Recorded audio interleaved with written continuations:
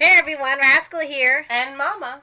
Welcome to our final podcast for September Anime Month. Yes. Today we're looking at the movie sequel to the popular anime Tiger and Bunny, The Rising. Now get ready, because taking place sometime after the series, Kotetsu and Barnaby comes to a sudden end when Apollon Media's new owner, Mark Schneider, fires Kotetsu. How dare he? And Barnaby, the pseudo-Batman, back into the First League, pairing him up with Golden Ryan, an interesting hero. It's just Booster Gold. When the heroes are sent to investigate a string of strange incidents tied closely to the city's goddess legend, they discover three superpowered nexuses, plotting to bring terror and destruction to Stern Bild. Mm-hmm. This was one exciting movie. Mm-hmm. And it was animated. Yes. And it came out, I think, maybe 2 or 3 years after the...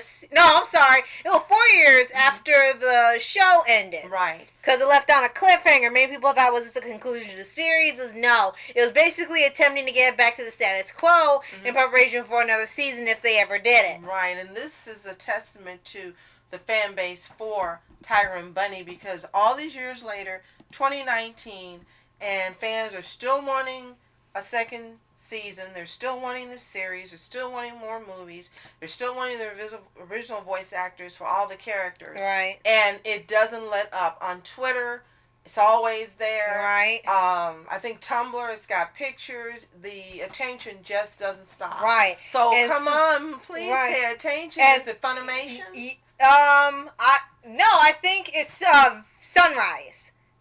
Yeah, Sunrise Studios. Okay. Funimation does some other shows. My Hero Academia? Yeah, they do that. All right. And for this one, all that tension paid off because you're finally getting season 2. Yeah. Just need to wait for the manga. I think they're waiting for the manga to finish, so that way they know what to adapt to that, because that's the way My Hero Academia works. After the manga's done, then they do this anime. But unfortunately, before that, they give us Double Decker, which we will talk about in another podcast. Right. Now, back to The Rising. Yes. And it was very, very surprising. It was almost 2 hours long, so it was a lot to do. They didn't just have 30 minutes. They didn't have an hour. They had nearly 2 hours to tell a story, and quite a bit happens. And they also went to a more true animated styling. Yes. And the characters looked really different. Yeah. They decided to change the clothing, the hairstyles for them, and you got to see a little more of what had happened in the interim after the series ended. Right. And like you said, the animation was a little different. I think someone else was doing the art, because the purpose of the animation the first time was to make it look like it was an American series, because it was heavily inspired by Western superhero movies, so they wanted to make it look like it was an American anime series, so they did a good job. But here they started to make it look leaning towards more anime. They didn't do a ton of, the usual things they do in anime with the big heads or the angry mechs or anything like that. But you could tell it was leaning more towards anime than Americanized. One thing really that let you know was the facial designs and expressions. And one thing that was totally missing is one thing that singles Kotetsu out from every other character originally is the big puppy dog eyes. And it was gone. He had no puppy dog eyes and was like, where's Kotetsu?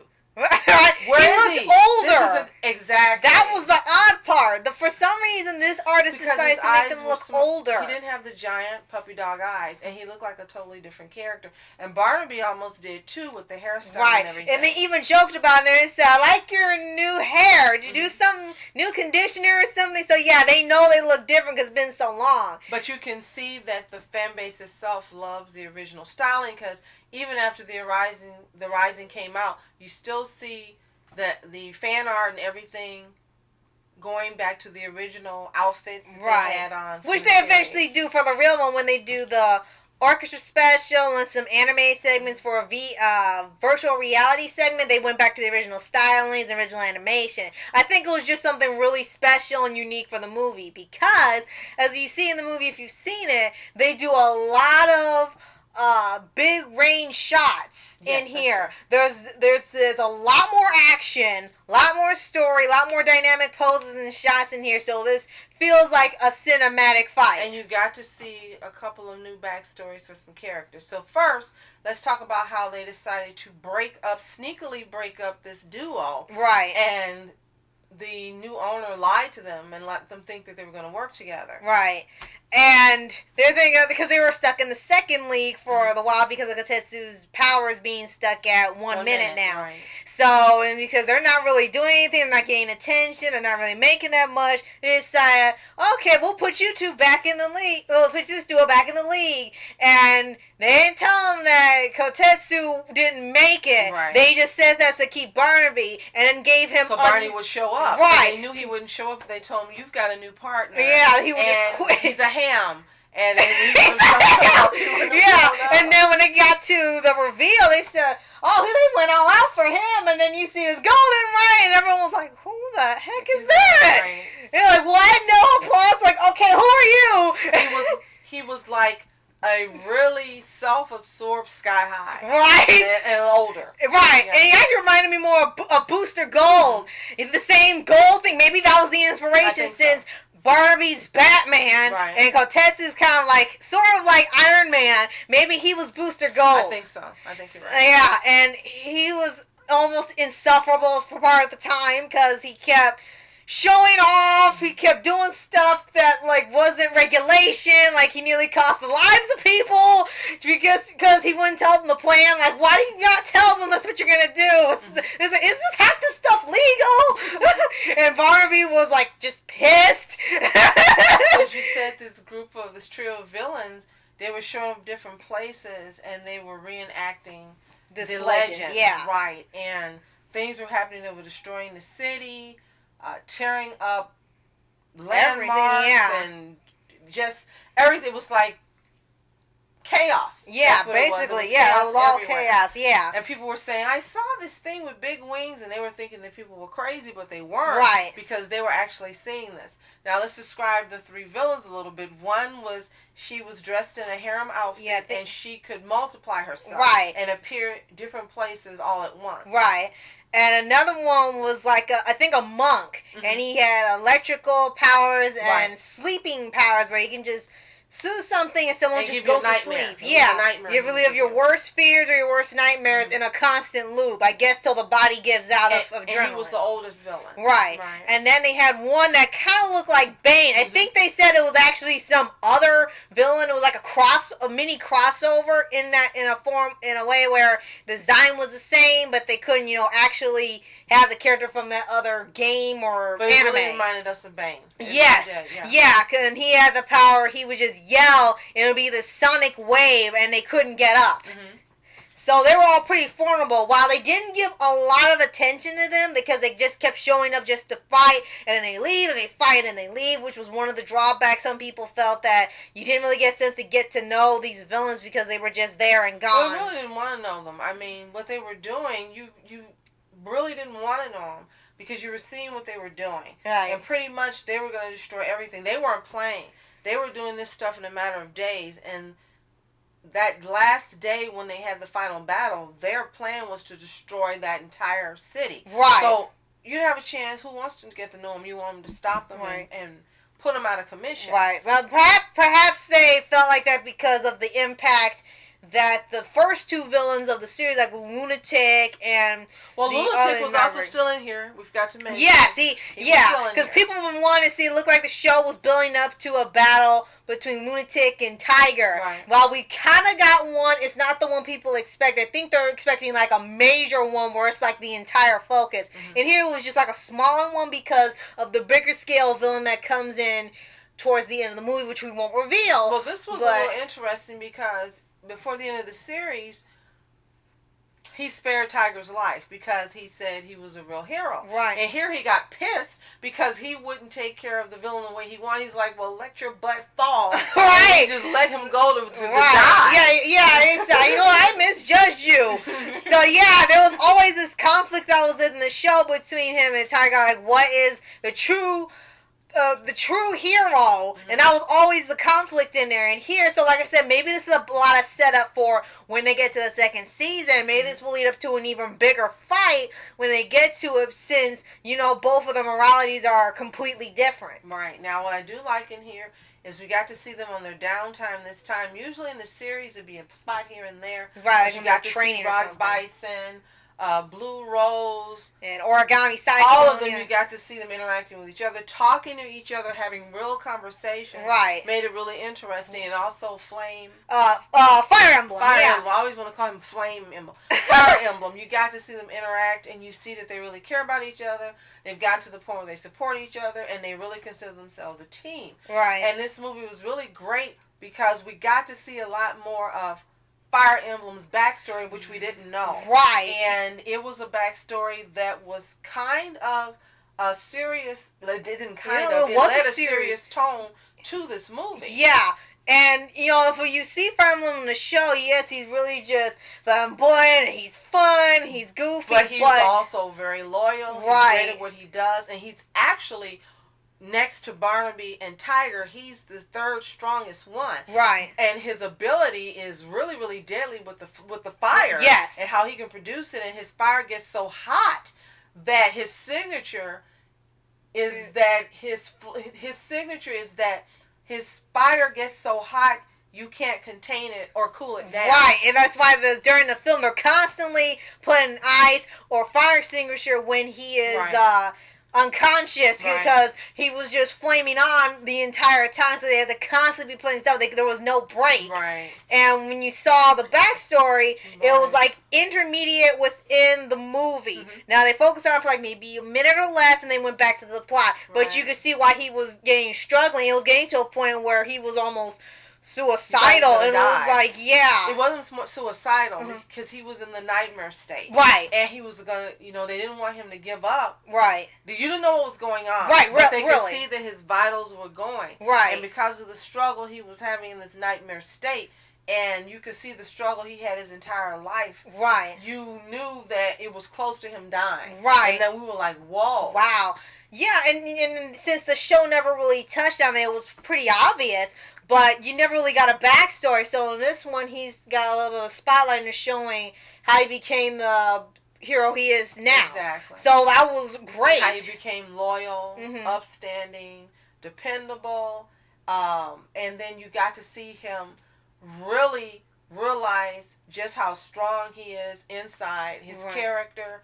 And it was... The end part of him coming out of it was great. Right. We were just, yay! We were so happy. Right. And then he comes out, and in his own little Fire Emblem way, right. He tells me, I'm invincible. Right? It was really a great addition. And I hope that when the second season comes out, we get to see more backstory. We got to see Sky High's, a little of his, learning why he's this really more innocent, naive type of character. Right. Blue Rose, we've seen a lot of hers when she goes to school and different things. We got to see some of Origami Cyclones, right. And an entire episode was dedicated to his. Right. But we haven't seen Rock Bison. Right. We haven't seen... I don't think Dragon Kids was shown as much. No, because they were trying. I haven't seen her, no. Yeah, they were trying to fit it in, but it doesn't like they had time to put it in, so they only put in like a little segment. True. And then she was practicing a technique to turn her lightning into a dragon form in the movie, but that's it. They said there wasn't really a lot of time to get everybody's stories in because they only had so many episodes. And I really would like to see the backstory for the newscast, not the newscaster, for the, let's call it the extra girl, because all she does is these sensational stories. I would like to see her backstory, how she got to be here, whom she is. Yeah, she's the one that runs all the shows, right? Yeah, and instructs them what to do. Yeah, definitely.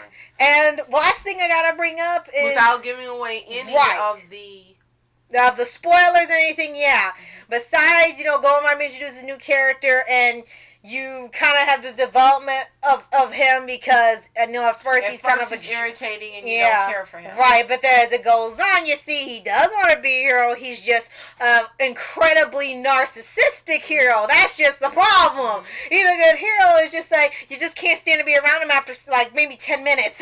But then you see at the end again, yeah, he's a good person, right? And then you're like, oh, and then for Tiger, you know, a lot of the movie when he wasn't when he couldn't be the superhero anymore because of the literal legal reasons. You got to see, you know, he hang out with his family. He still helped any way he could, and it still showed like that everybody in the span of the 2 hours, everybody got attention and got love. They got action. It was great how it all spread out. And there were two things that really made me happy. One, Barnaby was no longer being tortured by what happened to his parents. Right, they weren't doing that. Side of him. He was more calm, more relaxed, more friendly. Yay! And then two, you got to see the dynamic between Kotetsu and Kaede change. You can see she grew a little, and she was no longer being verbally abusive to him. I was so happy. Right. Still didn't think he was cool like he wanted, but she was no longer being verbally abusive and hanging up the phone on him. Right. And you couldn't see his sad puppy dog. Right. But he would be so sad when she would treat him like that. And they took that element out, and I was really right. Because I think that started to get a little bit of a nuisance with some fans. Oh, and we have to tell you this because it was so exciting. For New Year's Eve, we gave a shout out on Twitter to some of our favorite voice actors doing characters. We gave a shout out to Wally Wingert. Yes, and we wrote something to the effect of like Happy New Year, good luck mode, over and out. Yeah. And we woke up the next morning, and he was like, "Thank you, and have a Happy New Year from Wild Tiger." Yeah, from Wild Tiger. I'm like, yeah! Oh, and we gotta bring up one last thing again, one last time. Now, this isn't a spoiler or anything, but when the show first was on, Mama called out that Barnaby was supposed to be the favorite within the show because all they did was give him attention. Right. And then the thing kind of backfired because Kotetsu ended up being the favorite for many, many people. But I also remember telling you he's not the favorite. Right. Kotetsu is. Right. And you like, why? Right. I said, because Barnaby was brooding. And I think they thought because he was like he was the model. Emo. And I think because they made him the model perfect guy, emo. He was, of course, Batman because he's a billionaire. Right. And, all of this, that he was going to be the favorite. But immediately it was obvious whom you would end up liking. It was Kotetsu. He was more colorful. Right. He had more character development. He was friendlier. You could see the struggle of him really wanting to be a great superhero still, even though he was older, and they keep calling him old man, even though he's in his 30s. Right? It's like, what the heck? It's like, poor guy. One of the great things they did with the movie, when it was the show, they kind of showed that he wasn't popular anymore, and he was kind of like struggling to stay popular just because he was Barnaby, and that's the only thing keeping him there within the show. Yeah, but then when they did the movie, people were shocked that Kotetsu got such a big following. Yes. So for the movie, they showed that he had a ton of fans within the city, and they were rooting for him every time he was out there. They said, "We don't care, you're down to one man. You're awesome." And that was the shout out to the fans who ended up loving the character. Yes, and this movie is awesome. So if you haven't seen either the original story of Tiger and Bunny or the movie The Rising, see it now. Yes. It's available on Amazon to buy. Right. And Netflix to stream. You can't get the movies, but the show's there. Absolutely. And if you have seen it, because we've suggested to you, or you're just an original fan from the beginning, comment and let us know who's your favorite character. And are you looking forward to the second season? Let us know in the comments below. Yes. So, thank you so much for watching. I'm Mask Entertainment. And I'm Mom Entertainments. Have a toontastic day. Peace and good luck mode. Over and out. And reporters sitting, flashing lights, trying to walk around, man. Who the hell are you? What you wanna do? Well, man, it's on you. Man, it's on you. With her in my dreams, she was my queen. A castle in the mountaintops, rivers and streams. Plucking sunlight from the sky in my pocket. Give it to you later on in the form of a light.